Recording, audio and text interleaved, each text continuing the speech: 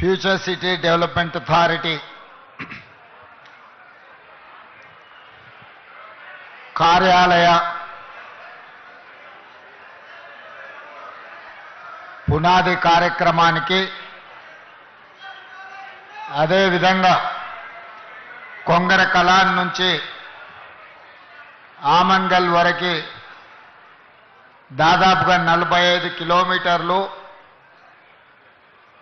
ప్రపంచంలోనే అత్యంత నాణ్యమైన రహదారిని నిర్మించడానికి కార్యక్రమాన్ని ఏర్పాటు చేసి సభాధ్యక్షత వహించిన మిత్రులు ఐటీ మరియు పరిశ్రమల శాఖ మంత్రివర్యులు దుద్దిల్ల శ్రీధర్ బాబు గారు, ఈ కార్యక్రమంలో నాతో పాటు ముఖ్య అతిథులుగా విచ్చేసిన మిత్రులు ఉప ముఖ్యమంత్రి వర్యులు బట్టి విక్రమార్క గారు, అదేవిధంగా ఈ కార్యక్రమంలో పాల్గొన్న సహచర మంత్రివర్గ సభ్యులు అడ్లూరి లక్ష్మణ్ గారు, ఇబ్రహీంపట్నం శాసనసభ్యులు సీనియర్ నాయకులు మల్రెడ్డి రంగారెడ్డి గారు, ఈ కార్యక్రమాన్ని ఏర్పాటు చేయడంలో క్రియాశీలక పాత్ర పోషించిన మీ అభిమాన నాయకుడు కేఎల్ఆర్ గారు,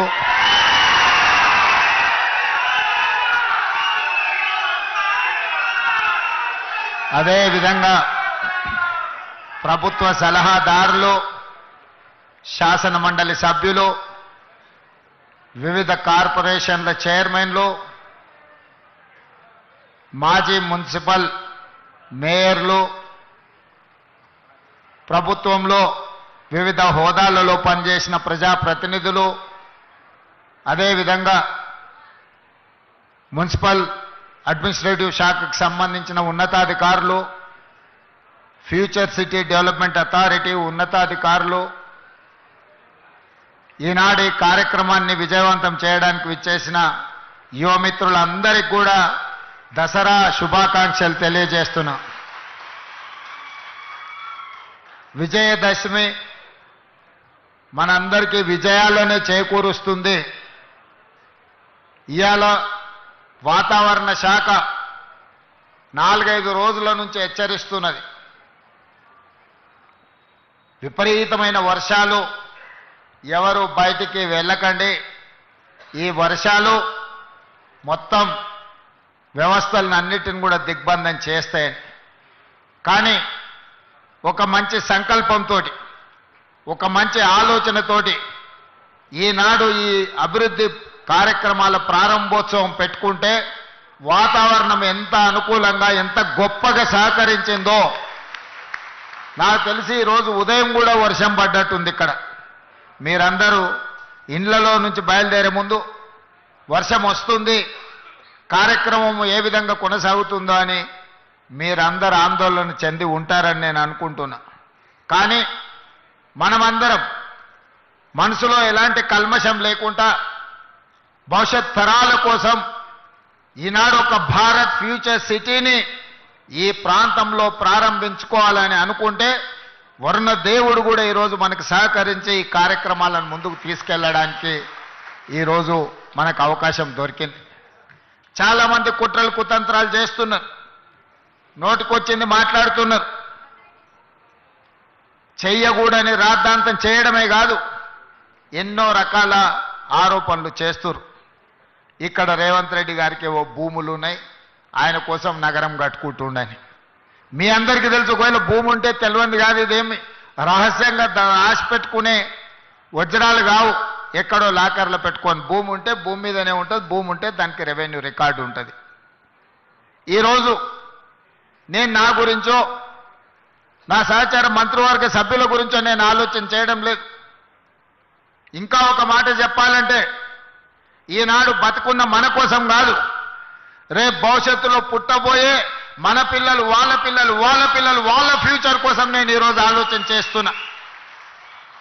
పెద్దలు బట్టి విక్రమార్క గారు చెప్పినట్టు 436 సంవత్సరాల క్రితం కులీ కుతుబ్ షాహీ గారు హైదరాబాద్ నగరానికి పునాది రాయి వేసినప్పుడు చెరువుల్లో, నదుల్లో ఏ విధంగా అయితే చేపల సమూహం ఉంటుందో నా హైదరాబాదు నగరంలో కూడా ప్రజలు ఆ విధంగా ఉండాలి, పెంపొందాలి అని కోరుకున్నాడంటే 436 సంవత్సరాల క్రితం కులి కుతుబ్ షాయి వేసిన పునాది రాయి ఈరోజు మా నగరం గొప్ప నగరం, హైదరాబాదు నగరం మాకుందని మనం గర్వంగా చెప్పుకునే పరిస్థితులు ఈరోజు మనకు వచ్చినాయి.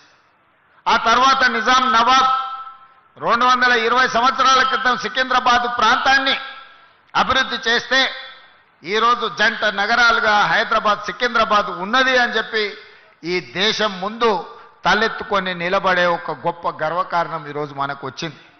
అంతటితో ఆగలే అభివృద్ధి.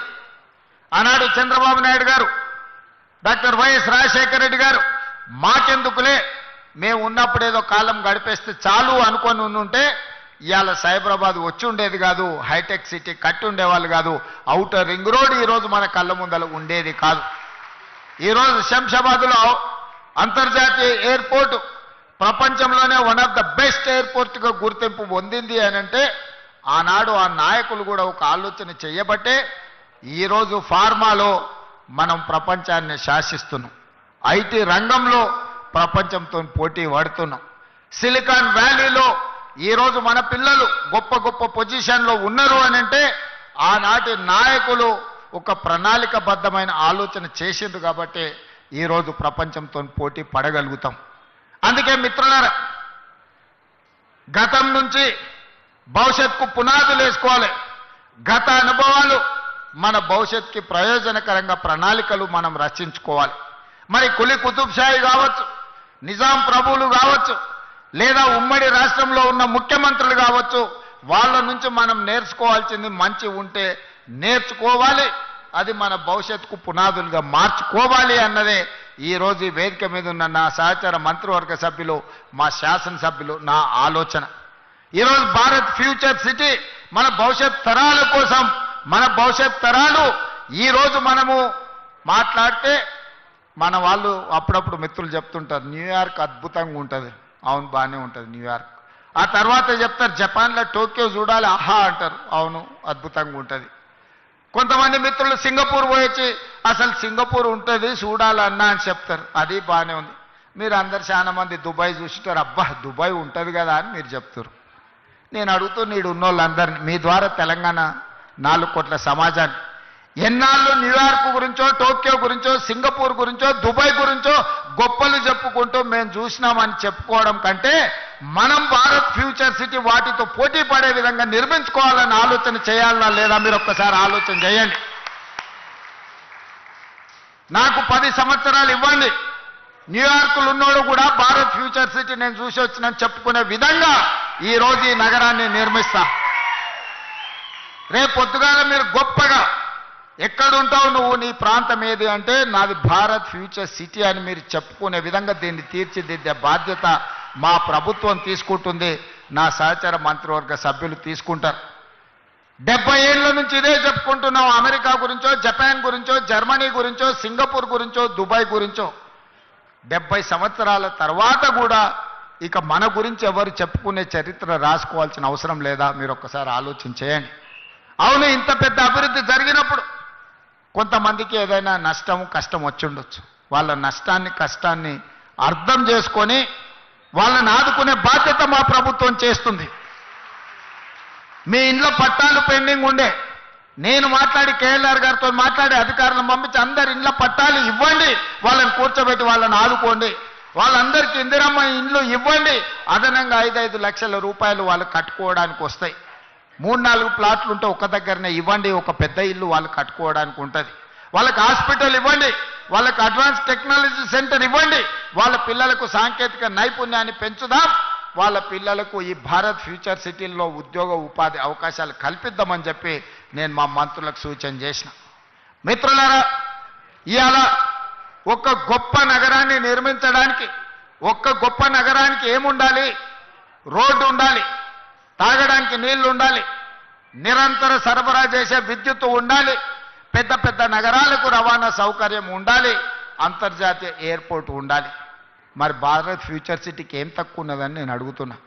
ఇవాళ భారత్ ఫ్యూచర్ సిటీకి అంతర్జాతీయ ఎయిర్పోర్ట్ శంషాబాద్లో లేదా కూతవేటు దూరంలో ఇవాళ మనం వేసుకునే రోడ్డు ఇవాళ ఈ ఫ్యూచర్ సిటీకే కాదు, ఫ్యూచర్ సిటీ నుంచి శ్రీశైలం వరకు ఇవాళ 100 మీటర్ల రోడ్డు వేస్తున్నాం.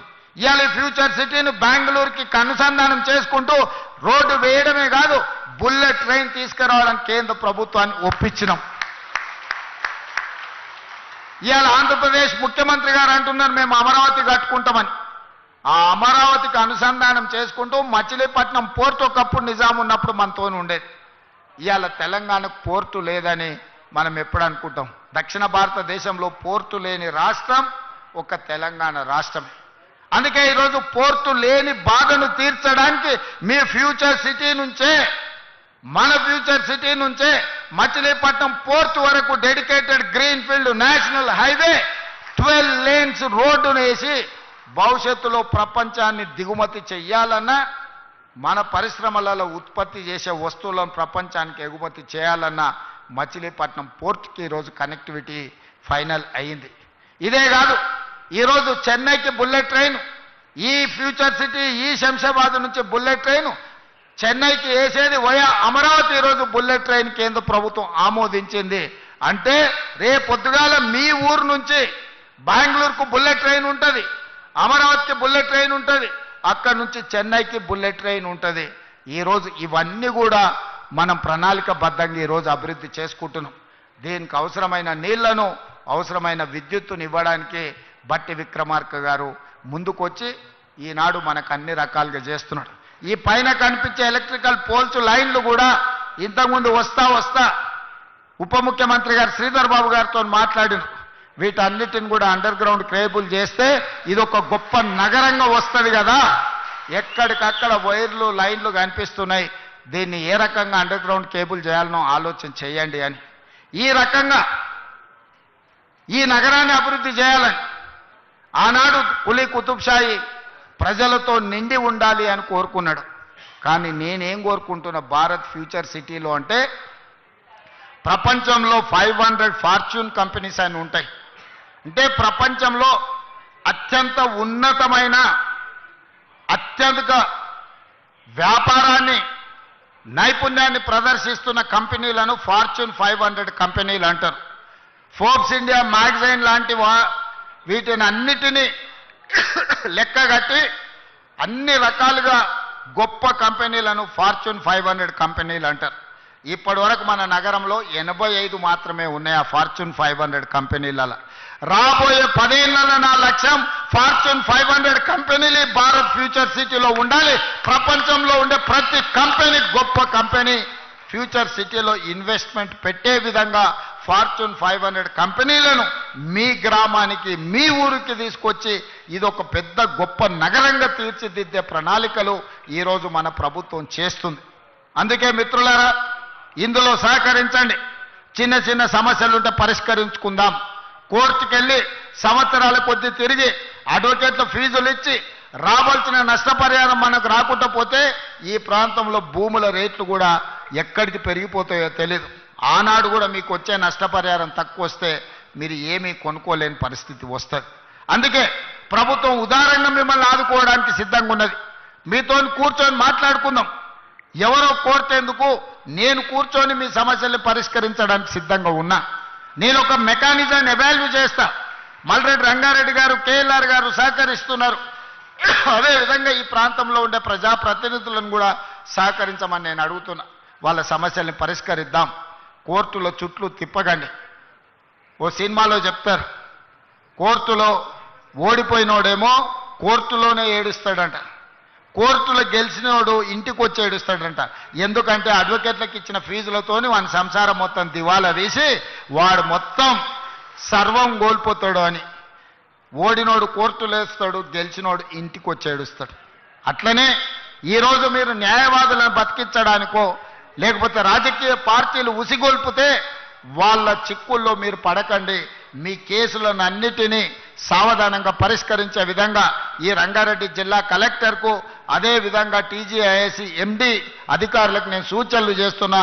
తక్షణమే వాళ్ళను పిలిచి కూర్చోబెట్టి వాళ్ళతో మాట్లాడి అమ్మికబుల్గా దీన్ని సెటిల్ చేసి వాళ్లకు ఒక పరిష్కార మార్గం చూపించండి అని నేను అధికారులకు ఆదేశిస్తున్నా. మా పెద్దలు శ్రీధర్ బాబు గారు రంగారెడ్డి జిల్లా ఇన్ఛార్జ్ మినిస్టరు ఈ ఫ్యూచర్ సిటీకే కాదు మొత్తం రంగారెడ్డి జిల్లాకు కూడా వారి ఇన్ఛార్జ్ మినిస్టర్ వారితో కూర్చోండి, మీరు కేఎల్ఆర్ గారో మల్రెడ్డి రంగారెడ్డి గారో లేకపోతే ఇక్కడ ఉండే కార్పొరేషన్ చైర్మన్ల సహకారం తీసుకొని కొద్ది మంది రైతులు అక్కడికి వెళ్ళి కూర్చొని అవుట్ ఆఫ్ కోర్ట్ సెటిల్మెంట్ చేసుకుందాం. కోర్టులో కూర్చుంటే చట్టానికి అనుమతించేదానికంటే ₹1 కూడా ఎక్కువ ఇవ్వడానికి లేదు. కానీ కోర్టు బయట కూర్చొని కన్సెంట్తో చేసుకుంటే మనం కొంచెం లిబరల్గా మీకు నష్టపరిహారం ఇవ్వడానికి ఉంటుంది. ఏదో ఒక మార్గం చూపిస్తా మీకు. మీ నష్టం, మీ కష్టం, మీ తాతల ముత్తాతల ఆస్తి గుంజుకొని నేనేం తీసుకెళ్ళను. నేను ఎవ్వరికి అన్యాయం చేయడానికి ఇక్కడ లేను. అందరికీ న్యాయం చేసుకుంటూ అభివృద్ధి పదం వైపు నడిపించడం కోసం నేను ఇక్కడున్న. భూముల విలువ నాకు తెలుసు. ఎందుకంటే భూమితో నాకున్న సంబంధం వ్యవసాయమే కాదు, వ్యాపారంలో కూడా భూమితోని నాకు సంబంధాలు ఉన్నాయి. భూమి విలువేందో నేను అర్థం చేసుకోగలిగినోని. మీ భూములను అప్పనంగా గుంజుకోవాలన్న ఆలోచన లేదు. మీకు న్యాయం చేసి తీసుకొని దీన్ని ముందుకు తీసుకువెళ్దాం. ఇదే కాకుండా చివరిగా ఒక మాట ఇవ్వదలుచుకున్నా. ఇవాళ ప్రారంభించినవి future city development authority office కానీ లేకపోతే ఈ రోడ్లు కానీ పక్కనే నిర్మాణం జరుగుతున్న స్కిల్స్ యూనివర్సిటీ ఎప్పుడొస్తుందో అని అనుకోకండి. డిసెంబర్ నెలలో ప్రారంభించుకుంటాం. నెలకు 3 సార్లు నేను వచ్చి ఇక్కడనే కూర్చుంటా. ప్రపంచంలో ఏ గొప్ప కంపెనీడు పెట్టుబడులు పెట్టాలని నన్ను కలవడానికి వస్తే సచివాలయంలో కాదు, ఫ్యూచర్ సిటీ డెవలప్మెంట్ అథారిటీ ఆఫీస్లో నేను కూర్చుంటా. ప్రపంచాన్ని ఇక్కడికే రప్పిస్తా. మీ సోదరుడు తెలంగాణ ముఖ్యమంత్రి డిసెంబర్లో ఇక్కడి నుంచే కార్యక్రమాలు చేపడతాడు. అదేవిధంగా నెలకు 4 సార్లు మా ఉప ముఖ్యమంత్రి గారిని, మా శ్రీధర్ బాబుని ఇక్కడ వచ్చి కూర్చొని కార్యక్రమాలు నిర్వహించాల్సిందిగా వారిద్దరు కూడా నేను సూచన చేస్తున్నా. మనం ఉంటే వ్యవస్థలన్నీ ఇక్కడికి వస్తాయి. వ్యవస్థలన్నీ ఇక్కడికి వస్తే ఈ సమస్యల్ని పరిష్కరించడానికి అవకాశం ఉంటుంది.